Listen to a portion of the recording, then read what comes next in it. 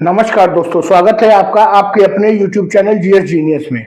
जैसा कि आप स्क्रीन पर देख रहे हैं, Asaram granted interim bell till 31 मार्च, अर्थात 31 मार्च तक जो आसाराम बापू, जिनको आप जानते होंगे, उनको अंतरिम जमानत मिल गई है।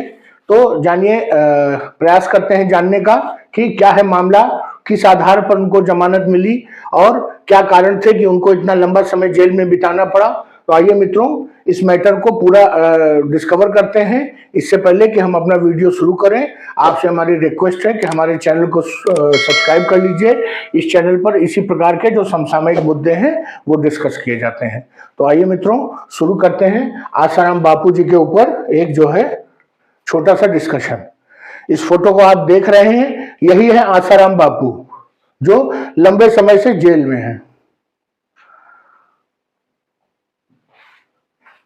86 साल के थे आसाराम बापू। 86 वर्ष इनकी उम्र है और इनको सुप्रीम कोर्ट ऑफ इंडिया अर्थात भारत के सर्वोच्च न्यायालय से 7 जनवरी 2025 को जमानत, अंतरिम जमानत मिल गई है।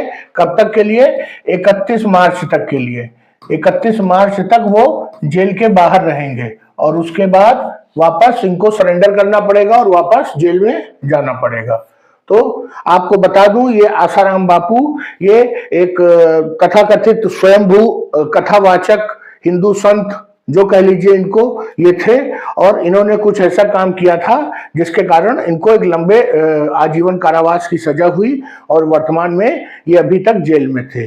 और आज 7 जनवरी को इनको जमानत मिल गई है, अंतरिम जमानत। अंतरिम जमानत का मतलब है कि कुछ समय के लिए जमानत मिली है, ये परमानेंट जमानत नहीं है। कोर्ट ने माना कि ये काफी बूढ़े हो चुके हैं और इनको बुढ़ापे से रिलेटेड जो कई बीमारियां हैं, कई इनको स्वास्थ्य समस्याएं हैं और इसके अतिरिक्त इनको पहले से जो दिल की बीमारी है वो पहले से है। ये जो दिल की बीमारी है इसीलिए तो इनको डुबो दिया। ये दिल पर काबू रखते तो ये भारत के एक बहुत बड़े कथावाचक और संत बनते, लेकिन दिल पर कंट्रोल नहीं रहा और अंत में जेल पहुंच गए। तो इनको कोर्ट ने माना कि इनको बुढ़ापे से रिलेटेड कई बीमारियां हैं और दिल की बीमारी भी है और इसलिए इनको जो है 31 मार्च तक जो है चिकित्सीय आधार पर इलाज कराने के लिए इनको जो है अंतरिम जमानत दी गई है।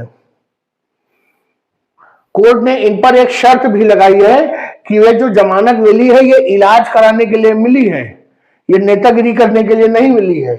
इसलिए इस दौरान ये अपने जो भक्त हैं, अपने फॉलोअर्स हैं, अपने समर्थक हैं, उनसे कतई नहीं मिलेंगे।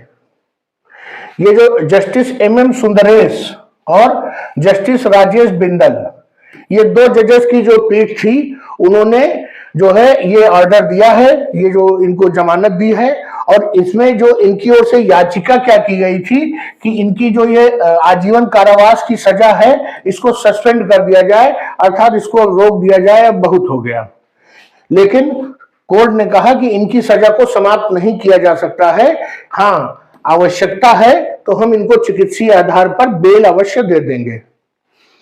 कोर्ट ने, जो इनके एडवोकेट हैं, उन्होंने कहा कि कोर्ट ने जो मेरिट डिमेरिट है केस के जो अच्छे बुरे पहलू हैं उनकी ओर कोई ध्यान नहीं दिया, अर्थात उन पर कोर्ट को वो सब सुनने ही नहीं है और उन्होंने केवल हेल्थ बेसिस को आधार बनाया है, केवल जो इनका खराब स्वास्थ्य है उसके आधार पर इनको जमानत मिल गई है। जो रिपोर्ट्स हैं, जो इनके बारे में जो लोग इनके नजदीक हैं और जो जेल से जो रिपोर्ट्स आई हैं कि इनको लगातार कई जो है हार्ट अटैक पड़े हैं। पिछले 1 साल में कई हार्ट अटैक हुए हैं जिसका इलाज जेल में ही चल रहा था। इसके अलावा जो इनकी आर्टरीज हैं वो 99% ब्लॉक हैं और 14 जनवरी को इनकी जो है कोरोनरी एंजियोग्राफी होनी है। जो ये 99% ब्लॉकेज है इसको हटाने के लिए इनको एंजियोग्राफी इनकी प्लान्ड है। तो ये इतनी समस्याएं हैं, इनको काफी गंभीर इनकी बीमारी है। और जो एडवोकेट्स हैं उनका कहना है कि ये 25 साल से ज्यादा की उम्र के ऊपर हैं और अगर इनको अपनी मर्जी के डॉक्टर से और अपनी मर्जी के चिकित्सक से इलाज कराने का अवसर न मिला तो हो सकता है कि ये व्यक्ति जेल में ही मर जाए।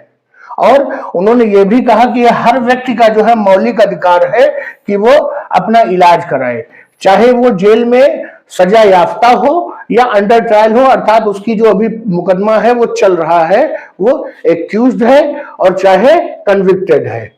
तो एडवोकेट्स का कहना है कि ये जो इलाज का अधिकार है ये जीवन का जो मौलिक अधिकार है उसके अंतर्गत शामिल है।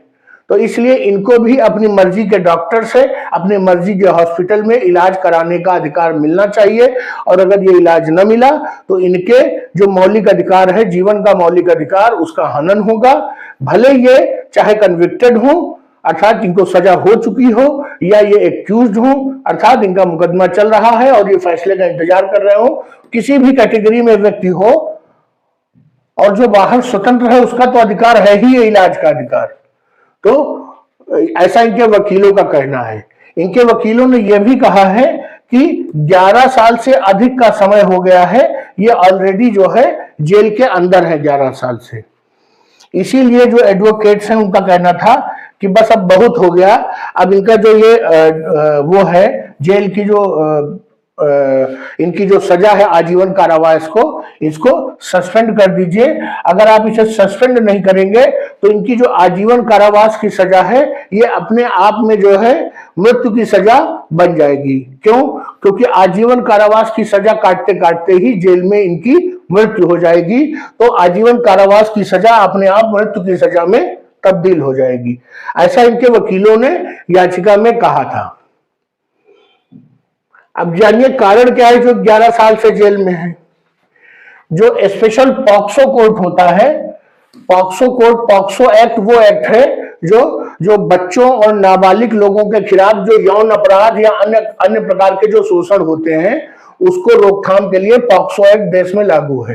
तो स्पेशल पॉक्सो कोर्ट जो जोधपुर में थी उसने इनको एक टीनेज गर्ल, एक नाबालिग अवयस्क बालिका के रेप के अर्थात बलात्कार के केस में इनको लाइफ टाइम इम्प्रिजनमेंट अर्थात आजीवन कारावास की सजा सुनाई थी आसाराम को। आसाराम को जोधपुर में जो पॉक्सो कोर्ट है उसने एक अवयस्क बालिका टीनेज गर्ल के रेप के आरोप में जो है इनको आजीवन कारावास की सजा सुनाई थी, और तब से ये जो है जोधपुर की केंद्रीय कारागार में बंद है। इसके अलावा गांधीनगर जो सेशन कोर्ट है उसने भी इनको एक दूसरे रेप के मामले में 2023 में एक दूसरा जो बलात्कार के केस में इनको आजीवन कारावास की सजा दी थी। तो ये दो बलात्कार के मामले में आजीवन कारावास की सजा भोग रहे थे, और पता नहीं कितने लोग ऐसे थे जो सामने नहीं आए। तो बाबा जी इतने साधारण व्यक्ति नहीं थे, इसीलिए कोर्ट की इनके प्रति कोई सहानुभूति कभी नहीं रही, और 11 साल में इनको एक बार भी जमानत का मौका नहीं मिला, जबकि इनसे बड़े बड़े अपराधी और इनसे बड़े बड़े जो गैंगस्टर होते हैं वो साल 2-4 साल में जमानत पा जाते हैं। जबकि बाबा जी काफी पैसे वाले व्यक्ति थे, काफी रसूख वाले थे, बड़े बड़े मुख्यमंत्री प्रधानमंत्री तक इनके सभाओं में जाया करते थे, इनका चरण वंदना किया करते थे। उसके बावजूद बाबा जी को जमानत नहीं मिली, क्योंकि नाबालिग लड़कियों और महिलाओं के साथ इन्होंने बहुत अत्याचार किए थे। कोर्ट ने साफ साफ कहा, जो बेंच थी 2 जजेस की, उसने साफ साफ कहा कि हम किसी और चीज के डिटेल में जाना नहीं चाहते कि ये आसाराम बापू की गलती थी, इन्होंने बलात्कार किए थे कि नहीं किए थे, इन्होंने अत्याचार किए थे कि नहीं किए थे। हम किसी भी ग्राउंड को नहीं सुनना चाहते हैं, हम केवल मेडिकल स्टेटस इनका देख रहे हैं, और इनका मेडिकल स्टेटस ऐसा है कि अगर ये इलाज इनका सही से नहीं मिला तो इनकी मृत्यु हो जाएगी, इसलिए इनको हम जमानत दे रहे हैं। दूसरी बात कि अगर 31 मार्च के पहले हमें लगता है कि इनकी जो स्थिति है चिकित्सीय स्थिति अर्थात जो इनकी मेडिकल स्टेटस है वो अभी भी ठीक नहीं है, तो आप चाहें तो दोबारा जो है बेल को बढ़ाने के लिए जो है प्ली याचिका कर सकते हैं, उस पर विचार किया जाएगा। तो कोर्ट ने इनको एक मौका दिया है कि ये अपना ठीक से इलाज करा ले और वापस अपनी सजा को भोगे। तो मित्रों, आसाराम बापू से जुड़ा हुआ जो मैटर था वो मैंने आपके समक्ष पूरा रखा, उसका हिस्टोरिकल बैकग्राउंड भी रखा। तो मित्रों, आपको क्या लगता है कि आसाराम बापू ने गलती की थी? अगर की थी तो क्या उनको जो सजा मिली है वो पर्याप्त है, सही है, या उनको अब छोड़ देना चाहिए, उनकी सजा को माफ कर देना चाहिए उनको उम्र को देखते हुए? तो चलिए मित्रों, आपके जो विचार हैं वो कमेंट बॉक्स में लिखिए और मैंने आपके समक्ष पूरा मैटर रखा। अगर हमारा कंटेंट अच्छा लगा हो, समसामयिक लगा हो, तो वीडियो को लाइक करिए, चैनल को सब्सक्राइब करिए। इस चैनल पे इसी प्रकार के जो उपयोगी कंटेंट और समसामयिक जानकारियां आपको मिलती रहेंगी। तो चलिए मित्रों, वीडियो को समाप्त करते हैं। धन्यवाद।